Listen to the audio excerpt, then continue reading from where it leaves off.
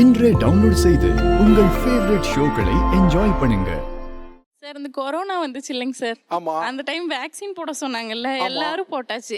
அப்புறம் அந்த வேக்சின் தயாரிச்ச நிறுவனமே சொன்னாங்கல்ல, அதை தயாரிச்சு ஊசி போட்டவங்க எல்லாம் கொஞ்ச நாள்ல செத்து போயிருவாங்க. ஆமா, அது ஒரு நியூஸ் பரவிட்டு இருந்துச்சு. அந்த டைம்ல நான் ரொம்ப ஃபீல் பண்ணி அழுக ஆரம்பிச்சிட்டேன் சார். என் பையனை யார் பார்த்துக்குவா, பிடிச்சிக்குவா, நான் சீக்கிரம் செத்து போயிடுவேன் அப்படி இப்படின்னு. அப்புறம் இவங்ககிட்ட கேட்குறப்ப இவங்க நான் செத்துட்டா என்ன பண்ணுவேன்னா, நீ இல்லாமல் நான் இருக்க மாட்டேன் அப்படி இப்படிம்பாங்க. அதெல்லாம் போய் நீ எப்படி வேற கல்யாணம் பண்ணிக்குவ, என் பையனை யார் பார்த்துக்குவா பிடிச்சிக்குவான்னு சொல்லி ஓவர் திங்கிங் பண்ணி அந்த ஒரு 1 வீக்கா 2 வீக்கா அழுந்துட்டே சாப்பிடாம அழுந்துட்டு இருந்தேன் சார். நல்லா சார் நான் அதுக்காக என்ன பண்ண அவள்கிட்ட கேளுங்களேன். என்ன பண்ணீங்க? ஹீரோ கண்ணாடியே உடைச்சேங்க சார். அதுக்காக எதுக்கு டென்ஷன் அந்த அளவுக்கு பேசிட்டாங்க சார், ரொம்பவே பேசிட்டாங்க.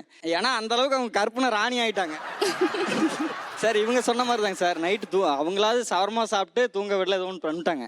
நான் நார்மலாக இப்போ ஒர்க் ப்ரெஷர்னால ரொம்ப 6 மணிக்கு எந்திருப்பேங்க சார். காலைல ரொம்ப லேட்டாகி ஒரு 8-9 மணிக்கு எந்திரிச்சிங்க சார். என்ன பண்ணாங்கன்னு அவங்களே கேளுங்க சார். மூச்சு இருக்கா இல்லையான்னு போய் மூச்சு இருக்கான்னு பாத்தீங்களா? தட்டி எழுப்பி பார்த்துட்டு மாமனார் மாமியாருக்குலாம் ஃபோன் பண்ணிட்டாங்க சார். பயத்துல என்ன ஃபோன் பண்ணீங்க? எந்திரிக்கலன்னு சொல்லிதாங்க சார். எனக்கே இதெல்லாம் ஓவரா இருக்குங்க சார். நீங்களே யோசிச்சு பாத்துங்க என்னோட நிலைமைய. எனக்கு என்ன சொல்லனே தெரியலப்பா.